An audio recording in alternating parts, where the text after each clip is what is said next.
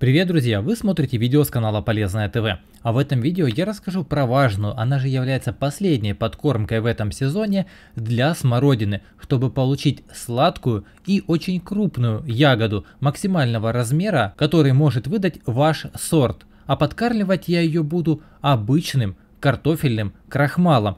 И сейчас вам расскажу рецепт и нюансы, как правильно подкормить, чтобы вы не допустили ошибок и чтобы от данной подкормки получить максимальный эффект. Ну, во-первых, расскажу, когда же уже пришло время сделать эту последнюю подкормку за сезон. Как видите, моя смородина начинает понемножку поспевать. Уже ягодки потихоньку краснеют и некоторые даже уже чернеют.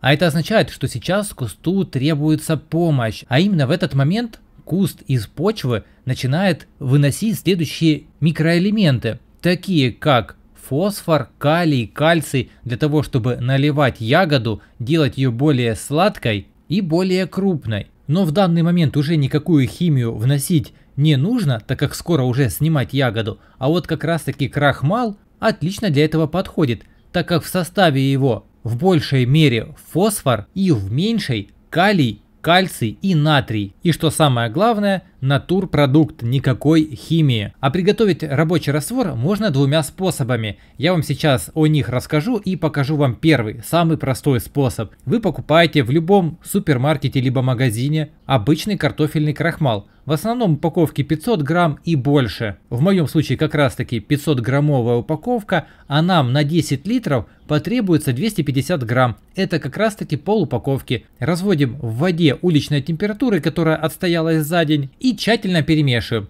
Даем настояться хотя бы минут 5 и потом снова перемешиваем, чтобы не было никаких комочков. Ну и теперь второй способ.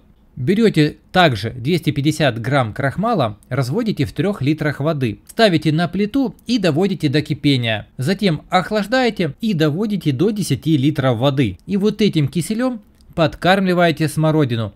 А под куст, что по первому рецепту, что по второму рецепту, нужно подлить всего лишь 3 литра данного раствора. Только предварительно обязательно куст полейте водой. Причем сделайте обильный полив, так как смородина очень любит влагу. И после увлажнения почвы под смородиной осуществляйте подкормку. Она уже будет в такой период завершающей. И теперь останется только собирать урожай. И, кстати, поливы также уже можно будет прекратить, чтобы ягода не была водянистой. Поэтому, друзья, если у вас остались вопросы, обязательно задавайте в комментариях, с удовольствием на все отвечу.